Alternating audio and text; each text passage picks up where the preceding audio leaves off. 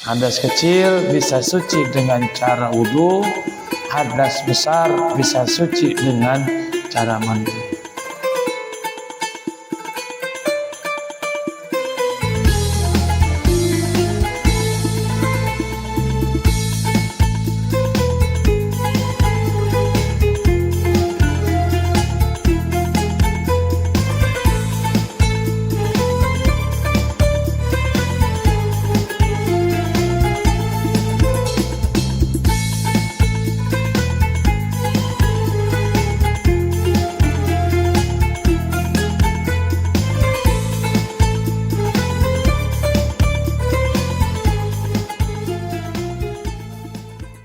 Bismillahirrahmanirrahim. Assalamualaikum warahmatullahi wabarakatuh.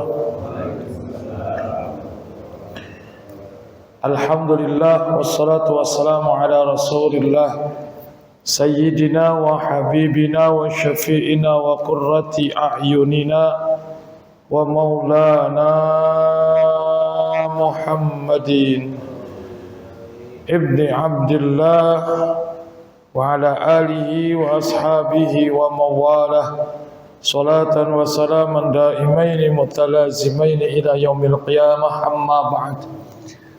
Subhanaka la ilma lana illa ma 'allamtana innaka antal alimul hakim. Rabbi shrah li sadri wa yassir li amri wahlul 'uqdatam min lisani yafqahu qawli.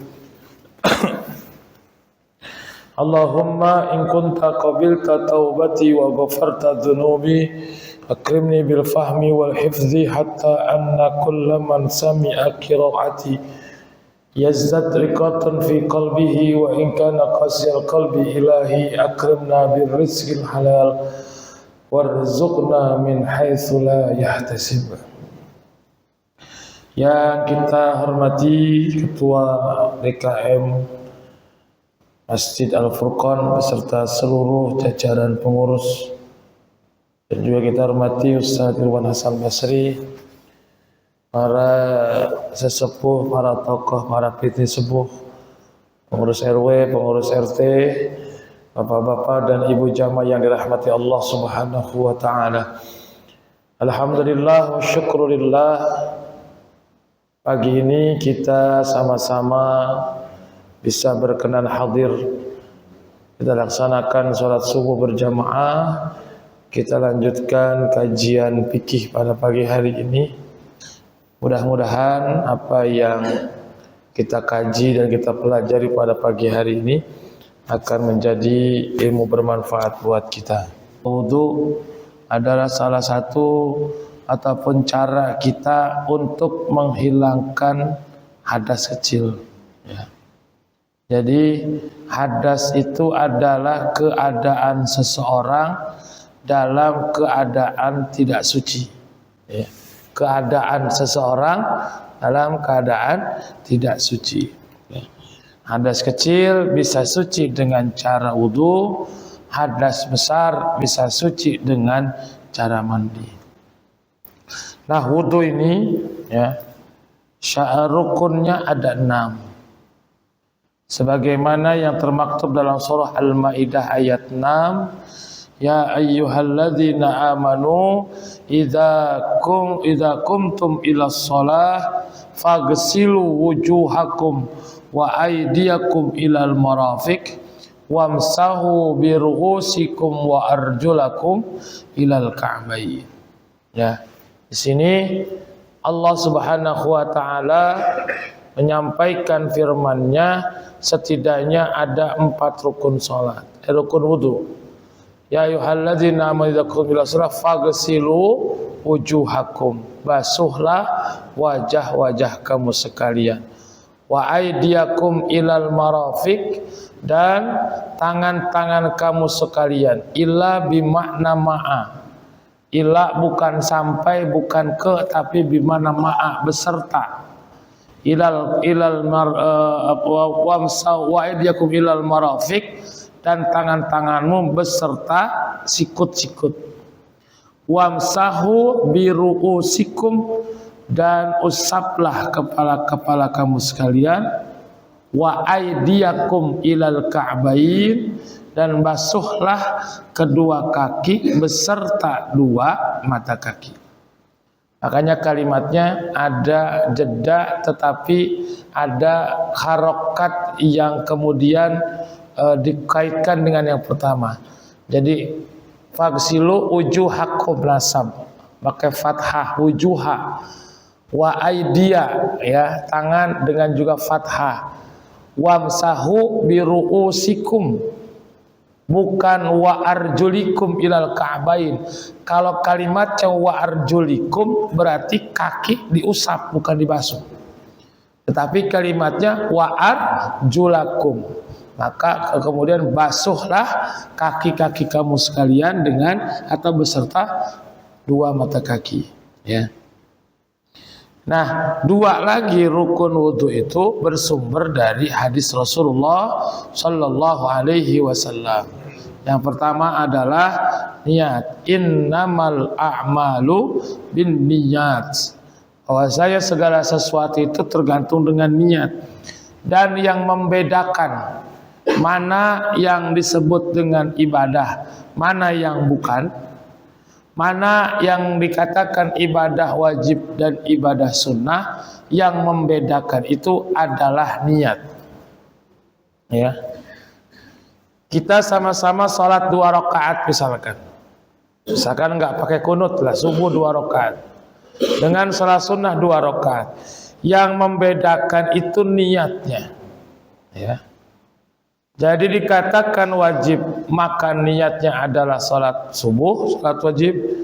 Kalau seumpama sholat sunnah, maka niatnya adalah sunnah. Jadi yang membedakan antara ibadah wajib dan ibadah sunnah adalah niatnya. Yang membedakan antara ibadah atau merupakan bagian dari rukun salah satu ibadah dengan yang bukan ibadah adalah niat. Ya. Mandi misalkan, mandi walaupun kita bersihnya bersih banget, dari ujung rambut sampai ujung kaki bersih kita gosokin, ya. Kalau hanya sekedar mandi tanpa niat, hanya sekedar mandi biasa. Ya. Ketika dia berhadas besar, kemudian dia tidak baca niat, walaupun mandinya bersih banget, tidak dikatakan mandi menghilangkan hadas besar. Ya. Makanya ketika mandi hadas besar kudu pakai niat, yaitu niat mandi wajib atau niat mandi liraf'il hadasil akbar. Begitu juga berwudu. Yang namanya berwudu itu harus dengan niat, karena rukun yang pertama adalah niat. Untuk membedakan wudu itu dikatakan ibadah atau dengan usap-usap muka ataupun dengan membasuh tangan saja, ya. Dan atau mengucapkan niat ini di dalam hati. Yang dikatakan dengan niat itu adalah an-niyatu hiya qasdu syai'in muqtaronan bi fi'lihi. Ya. Yang dimaksud dengan niat itu adalah bermaksud atau menyengaja terhadap sesuatu yang dibarengi dengan perbuatannya. Wa mahalluha al-qalbu. Tempatnya niat itu adalah hati. Wa talaffudzu biha sunnatun. Melafazkan niat hukumnya adalah sunnah. Kapan niat wudu dibaca? Ketika membasuh muka. Kenapa bukan ketika kumur-kumur, bukan istinsak, bukan ketika membasuh kedua telapak tangan? Karena membasuh dua telapak tangan, membasuh berkumur-kumur atau membersihkan hidung itu bukan rukun wudu, tapi sunnah wudu. Maka yang dilakukan ketika membaca niat adalah ketika membasuh muka. Ya. Ketika kita ambil basuh muka, dalam hati baca nawaitul wudu'a li raf'il hadatsil asghari fardhan lillahi ta'ala. kepanjangan, misalkan cukup nawaitul wudu'a, udah sah wudu kita, nih wudu kita. Tapi dalam hati, pengen buru-buru, dalam hati nawaitul wudu'a, udah cukup Pak. Ya, nggak usah dirafil hadasil asgori, nggak usah. Karena yang namanya wudu sudah pasti untuk menghilangkan hadas kecil. Ya. Maka ketika berwudu kita ucapkan dalam hati. Kalau misalkan pengen yang pendek, nawaitul wudu'a, ya. Atau nawaitu raf'al hadasil asgori, boleh. Kalau yang kita biasakan nawaitul wudu'a raf'il hadasil asgori fardhon lillahi ta'ala. Ini niat. Yang kedua, ya, adalah membasuh muka. Dalam muka kita yang harus dibasuh itu kurang lebih ada 20 macam bulu Pak.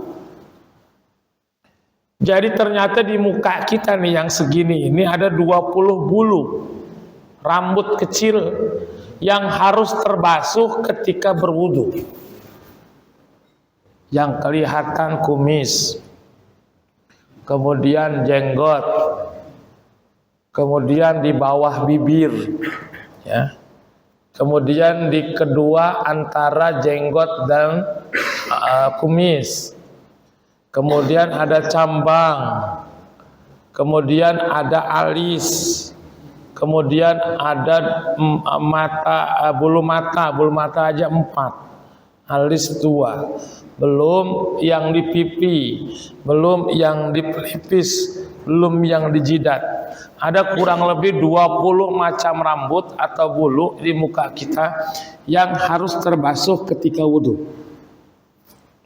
Makanya ketika wudu itu yang dibasuh adalah kalau di atas itu manbatus sa'r, ya, tempat tumbuhnya rambut. Berarti di sini nih kurang lebih nih. Bawahnya sampai sini. Ini panjangnya.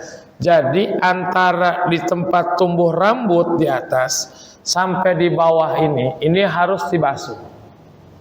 Mana lebarnya? Lebarnya adalah kedua telinga. Jadi kalau wudu dibasuh itu berarti dari sini nih. Tangan kita melebar, ya. Kemudian jempol kita mengenai telinga kita. Terus ke bawah. Nah, telunjuk kita ini ke hidung tuh. Nah itu berarti terbasuh semua. Jadi basuhnya bukan begini-begini doang Pak. Kalau begini doang, depannya doang, pipinya nggak kebasuh semua, ya. Jadi ambil air dari atas, kemudian tangan kita melebar, maka jempol kita mengenai apa sih namanya kalau ini ya, telinga ya, ya sampai situ, terus ke bawah. Cukup sekali basuh semua muka kita kebasah, ya, terbasuh semua. Ini wajah ya. Jadi wajah itu adalah rukun yang kedua setelah niat, yang seluruh mukanya harus terbasuh. Yang ketiga, membasuh 2 tangan sampai 2 sikut. Ya. Sebenarnya kalau dilihat dari makna ilah, ya, bagusnya berwudu itu ketika membasuh tangan itu dari bawah. Karena ilah dari bawah berarti ilal mirfaqaini. Ya. Walaupun ada yang mengatakan sikut ini enggak wajib dibasuh. Yang wajib dibasuh itu antara sikut ke bawah. Tapi kaidah fikih mengatakan mala yatimul wajibu illa bihi fahuwa wajibun. Perkara yang tidak bisa sempurna sesuatu yang wajib, perkara yang tidak bisa sempurna sesuatu yang wajib kecuali dengan perkara tersebut, maka perkara itu hukumnya adalah wajib. Sikut yang tidak akan sempurna membasuh tangan kecuali harus mengenai sikut, maka membasuh sikut hukumnya adalah wajib.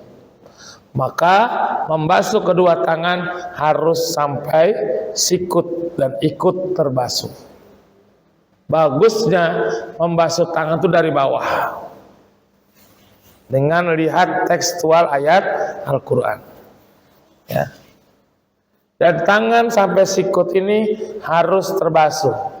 Makanya ketika basuh sikut harus ditekuk sedikit Pak tangannya. Kenapa? Karena sikut kita kan berkerut.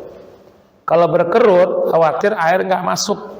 Kalau hanya maka ketika membasuh tangan agak ditekuk sedikit supaya kerutannya kebuka dan air masuk semua. Ya. Dan seluruh anggota tangan kita dari ujung jari sampai sikut harus terbasuh dengan air. Dan tidak boleh ada yang menghalangi sampainya air ke kulit. Itu yang penting. Yang keempat, mashu ba'dir ra'si. Mashu ba'din min basyaratir ra'si au sya'rihi. Yang keempat, mengusap sebagian kepala, sebagian kulit kepala atau rambutnya. Dalam mazhab Syafi'i, mengusap kepala itu minimal 3 helai rambut dan mengenai kulit kepala. Ya. Boleh sebelah depan, boleh di belakang, boleh di samping. Yang penting yang kita usap itu dikatakan kepala atau bagian dari kepala. Atas boleh. Yang penting kena kulit, 3 helai rambut. Di samping boleh, ya. Di belakang boleh. Yang nggak boleh di sini pada tengkuk, karena bukan kepala, ya. Mau di sini boleh, di sini boleh, di sini boleh, di sini boleh. Yang penting kena kulit, kepala, dan minimal 3 helai rambut. Boleh enggak membasuh kepala, rambut yang orang rambutnya panjang, rambut yang bawahnya saja yang diusap? Tidak boleh. Tidak sah wudunya. Karena kalau itu namanya mashu sya'rin, mashu sya'rin. Mengusap rambut kalau gitu namanya. Sementara rukunnya adalah mashul ra'si, mengusap kepala. Maka mau segembel apapun rambutnya, dia harus yang diusap adalah kepala. Harus terkena kulit kepala. Nah, yang kelima, ghuslur rijlaini ma'al ka'bayn, mengusap 2 kaki beserta 2 mata kaki. Karena teks Al-Qur'annya adalah ilal ka'bayn, maka membasuh kaki dari bawah, dari jari ke atas, ya. Jadi basuhnya dari jari ke atas. Dan yang keenam adalah tertib, ya. Apa yang maksud dengan tertib? Tertib itu adalah berurutan sistematis dari rukun yang pertama sampai dengan rukun yang terakhir, dan tidak boleh ditukar atau dibolak-balik. Habis basuh muka langsung basuh kaki, usap kepalanya belakangan, tidak sah wudunya karena tidak tertib, ya. Dari muka ya harus tangan, habis tangan ya harus kepala, habis kepala ya harus kaki, baru dikatakan tertib. Kalau habis kepala kemudian kaki, habis kaki kemudian muka, maka hukumnya tidak sah karena tidak tertib, ya.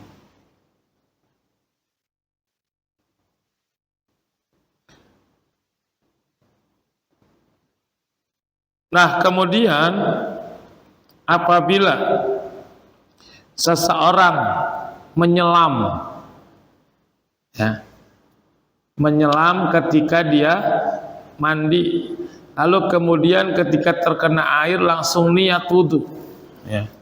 Bagaimana kalau kata Imam Nawawi, ini tidak perlu rukun yang keenam, tertib. Karena dia itu tenggelam, ya, atau bukan tenggelam, menyelam, ya. Tetapi menurut Imam Ar-Ramli tetap dia harus ada jeda waktu untuk memungkinkan terjaminnya ketertiban wudhu yang dia lakukan, ya. Jadi bisa tuh Pak, kita wudhu sambil nyelam langsung baca nawaitul wudu'a rabbil hadasil asghari fardhon lillahi ta'ala. Semuanya kena tuh. Muka kena, pala kena, tangan kena, kaki kena, ya. Nah, kemudian sunnah-sunnah wudu, at-talaffudzu biniyatin, ya. Yang pertama adalah melafazkan niat, ya. Yang kemudian melafazkan niat, yang kemudian membaca bismillah dan ta'awuz. Jadi sebelum wudu baca a'udzubillahi minasyaitonirrajim, bismillahirrahmanirrahim. Yang ketiga bersiwak. Bersiwak itu gosok gigi. Cuman yang dinamakan siwak itu adalah menggunakan kayu yang disebut dengan kayu arok. Kayu arok juga disebut dengan kayu siwak yang digunakan oleh Rasulullah ketika beliau menggosok giginya, ya. Laula an asyukka ala ummati la amartuhum bisiwaki inda kulli shalah.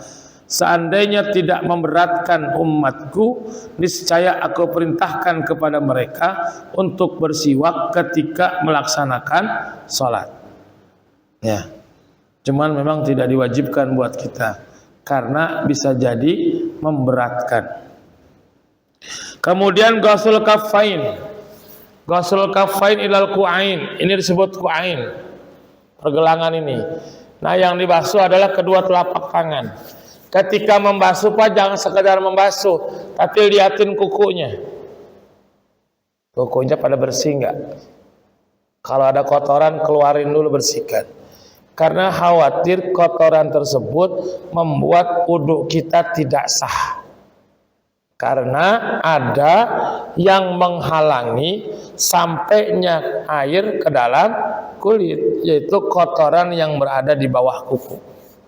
Hati-hati nih Pak. Ini terkadang sepele, tetapi sering kita lupain.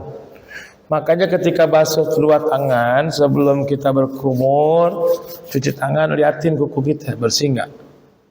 Syukur-syukur bersih, ya. Ada nggak di tangan kita bekas minyak, bekas cat, bekas tip X, bekas apa lagi yang kita habis kerja?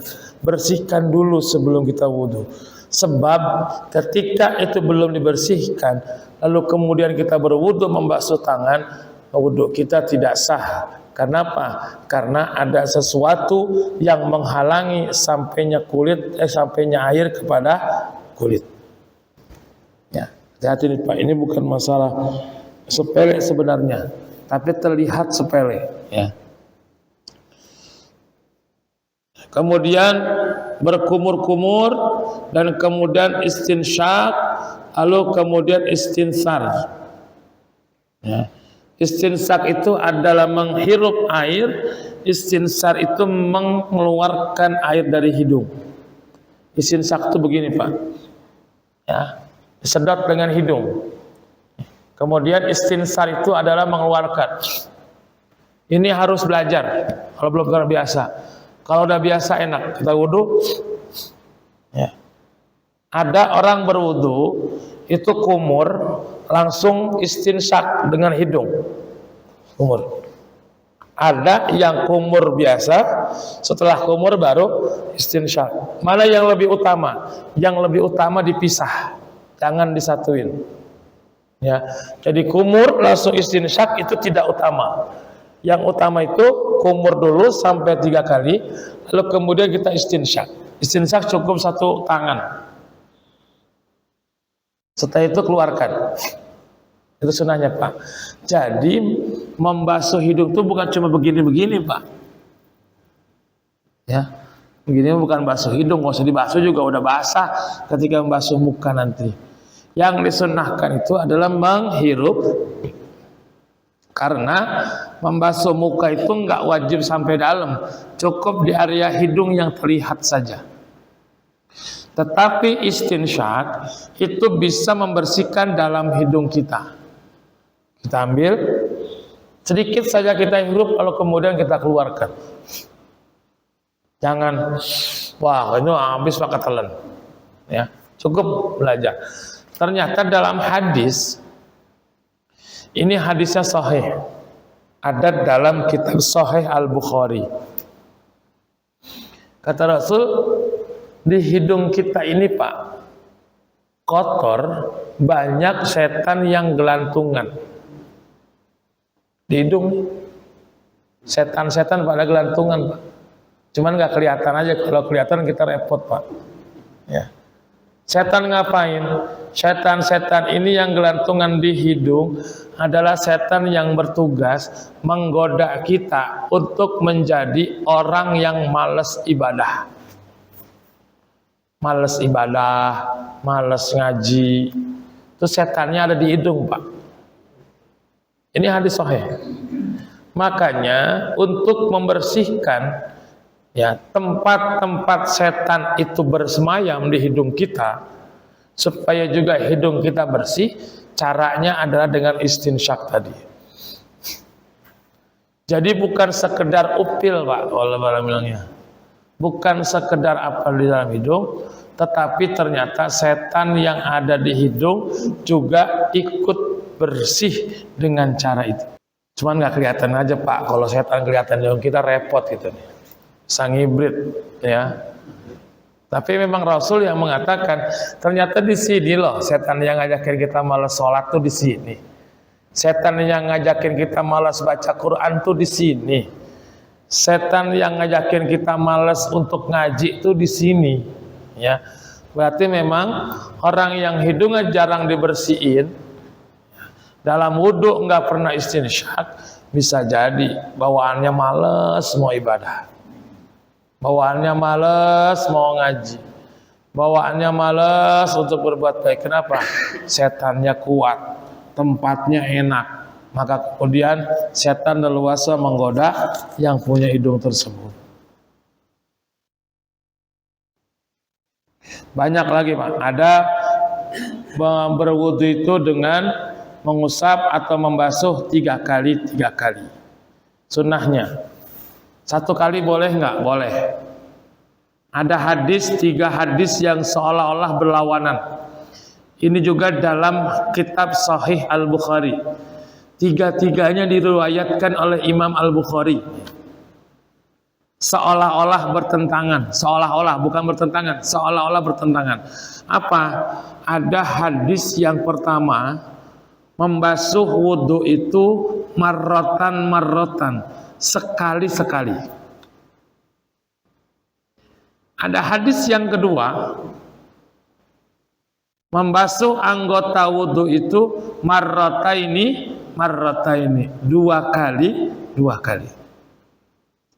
Hadis yang ketiga, Sayyidina Utsman ibni Affan mencontohkan wudhu yang dilakukan oleh baginda Nabi.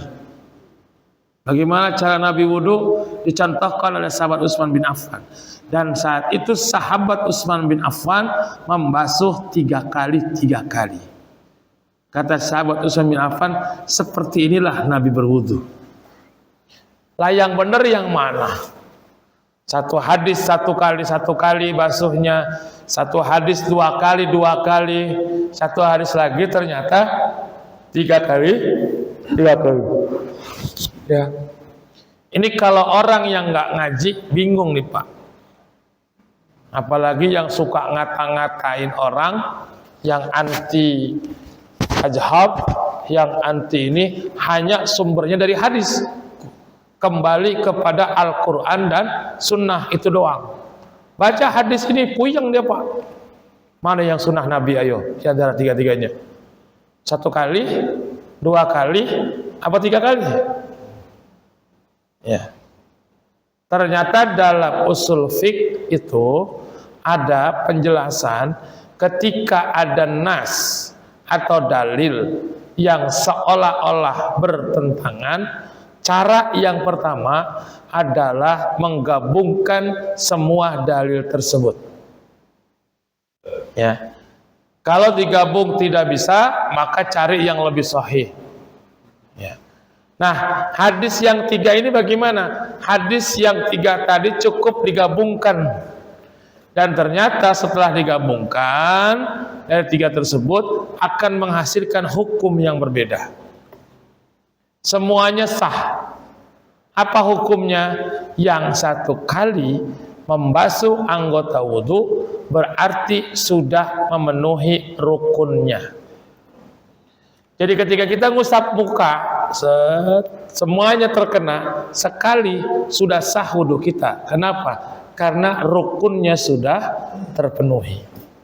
Usap kepala cukup sekali, sah wudhunya. Kenapa? Karena rukun mengusap kepala sudah terpenuhi. Membasuh tangan cukup sekali, sah. Kenapa? Karena rukun membasuh tangan sudah terpenuhi. Jadi membasuh, mengusap satu kali dalam satu hadis riwayat Imam Bukhari itu adalah berkaitan dengan rukun. Cukup sekali rukunnya terpenuhi, atau untuk menggugurkan rukun. Lalu bagaimana yang 2 kali? Yang 2 kali itu fadilah, ada kelebihan dari sekedar rukun, maka dia pun mendapat pahala. Bagaimana yang ketiga kali? Yang ketiga kali bukan hanya dia memenuhi rukun, bukan hanya ada kelebihan, tapi 3 kali dia sudah mendapatkan pahala sunnah. Bagaimana yang 4 kali basuhnya? Makruh. Basuh muka sampai 4 kali, 5 kali, makruh. Boros sama air. Ya. Membasuh kepala 1, 2, 3, 4, 5 lah, makruh. Batasnya sampai 3 kali. Kemudian bagi orang yang punya jenggot, yang jenggotnya tebal, disunnahkan untuk di sela-sela. Yang jenggotnya tebal ya, kalau jenggot 2 lembar mah kagak usah. Gimana nyela-nyela jenggot 2 lembar, ya. Yang tebal, yang kayak orang Arab tuh. Gimana cara nyela-nyelanya? Ada caranya. Dari belakang ke depan. Begitu nyela jenggot mah, ya. Tuh. Bukan cuma digini-gini doang, ya. Dari bawah ke atas atau dari belakang ke depan, begitu. Cara menyela-nyelanya. Itu baru. Nah, kalau yang punya jenggot, ya, yang nggak punya jenggot, nggak usah mikirin gimana cara nyelanya. Apa yang mau disela, jenggot kagak ada, ya. Makanya punya jenggot itu ada keuntungan, Pak. Selain melaksanakan sunnah Nabi, jenggot juga, menyela-nyela jenggot juga adalah bagian dari sunnah wudhu. Jadi kita punya kesempatan untuk mendapatkan pahala sunnah wudhu.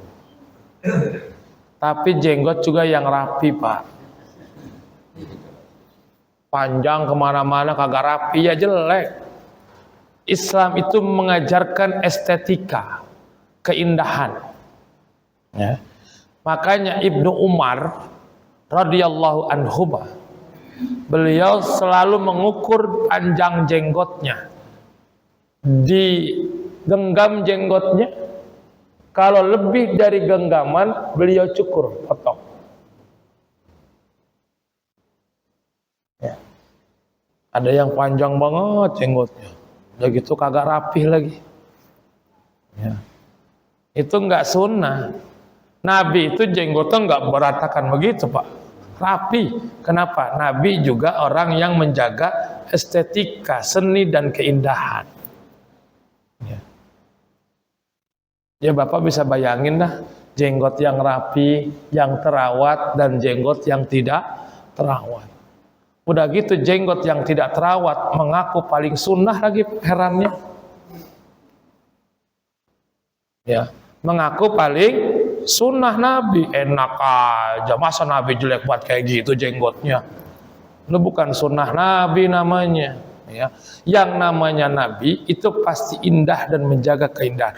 Mana buktinya? Ibnu Umar itu adalah sosok sahabat Nabi yang selalu mengikuti apa yang dilakukan oleh Nabi.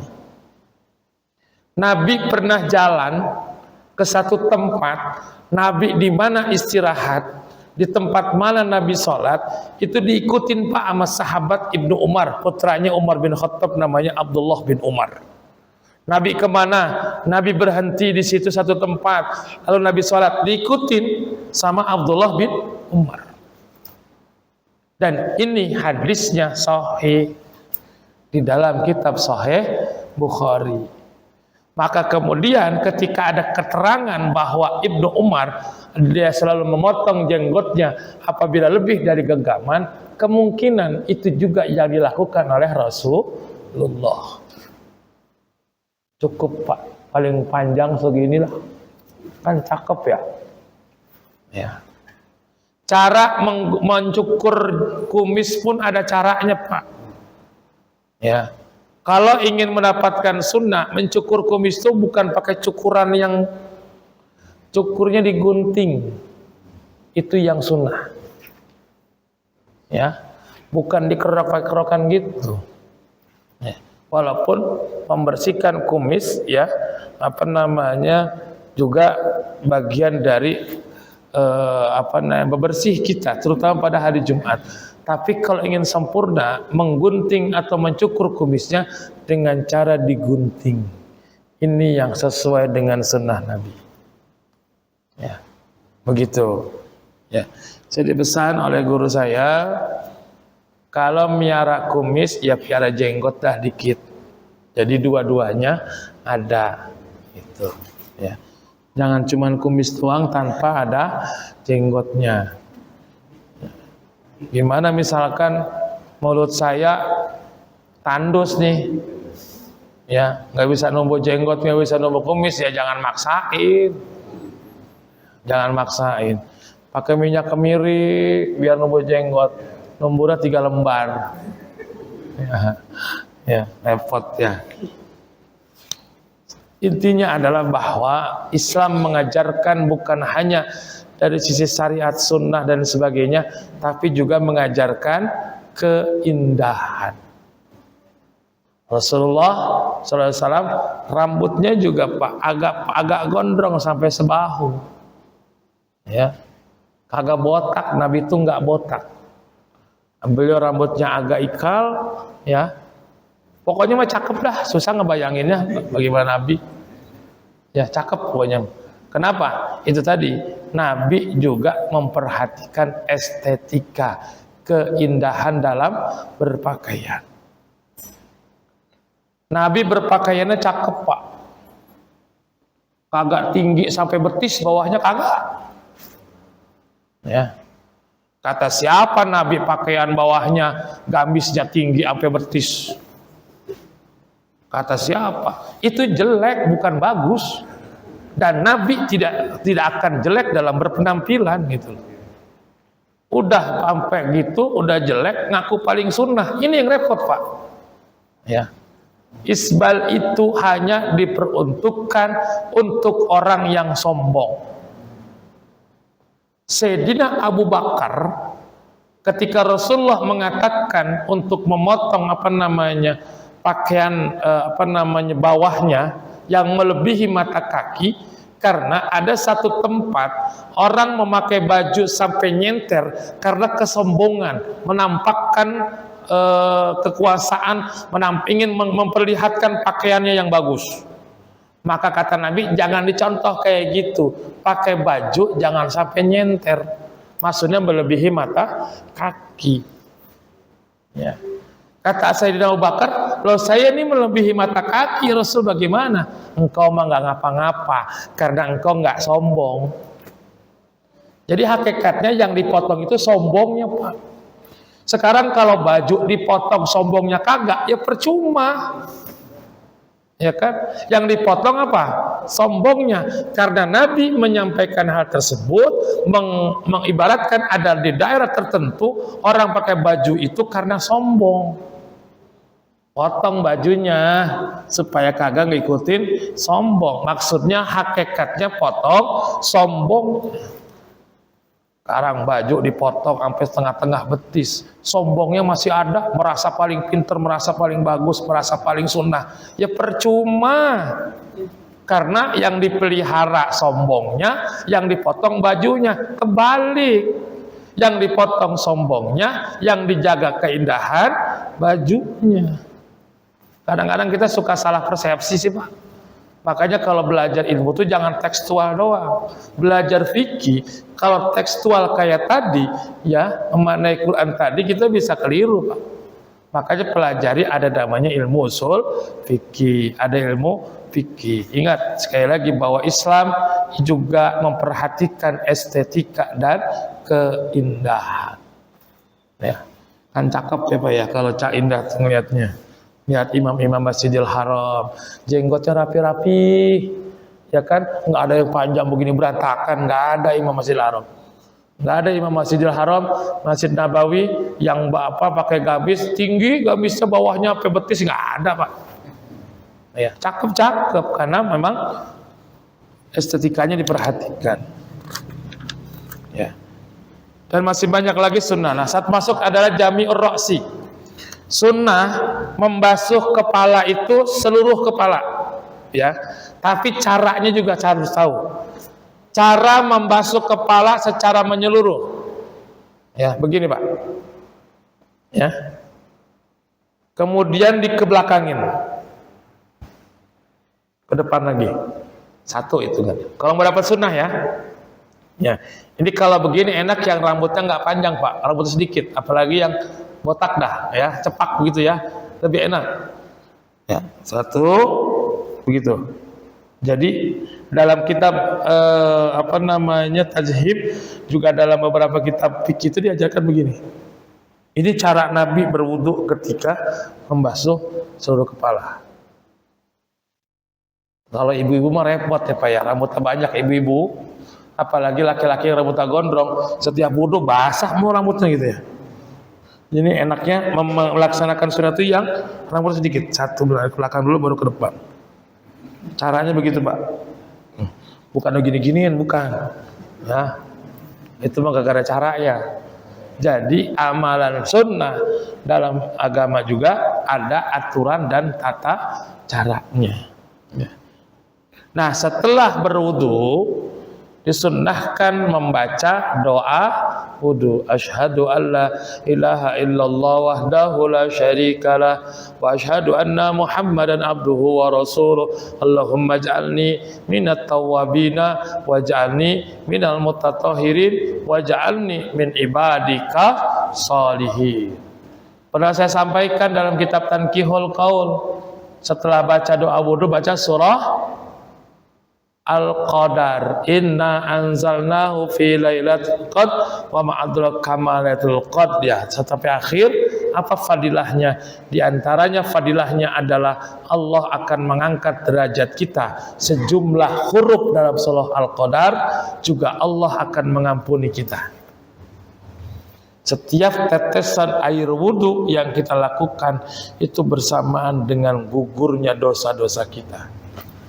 Tapi wudunya yang benar, ya.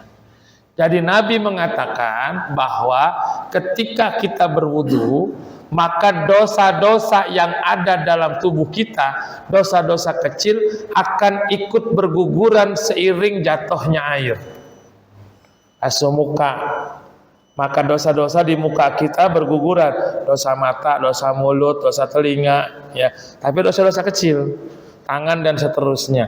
Tapi gugurnya dosa tersebut dengan syarat wudunya sesuai dengan aturan syariat, dijaga rukunnya, dijaga syaratnya, dijaga juga adab dan sunnahnya. Maka kalau kita mengikuti itu semua, wudhu kita bukan hanya untuk melaksanakan ibadah, bukan hanya menghilangkan hadas kecil, tapi juga menggugurkan dosa kita.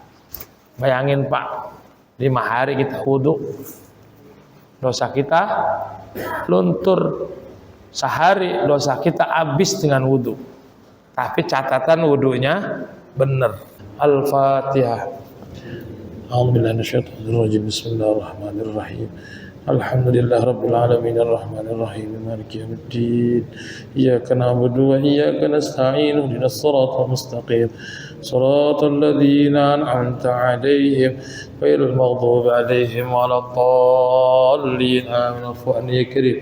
اللهم بحق الفاتحة والسر الفاتحة وبركة الفاتحة وعظمة الفاتحة يا فارج الهم يا كاشف الغم يا من يغفر ويرحم اللهم اجعلنا واجعل أولادنا وتلاميذنا وأهلنا وذرياتنا من أهل العلم والقرآن والخير ولا تجعلنا وإياهم من أهل الجهل والفقر والشر والضير إنك على كل شيء قدير دعوهم فيها سبحانك اللهم وتحيتهم فيها سلام وآخر دعواهم أن الحمد لله رب العالمين سبحانك اللهم وبحمدك أشهد أن لا إله إلا أنت أستغفرك وأتوب إليك والله الموافق إلى أقوم الطريق والعفو منكم والسلام عليكم warahmatullahi wabarakatuh.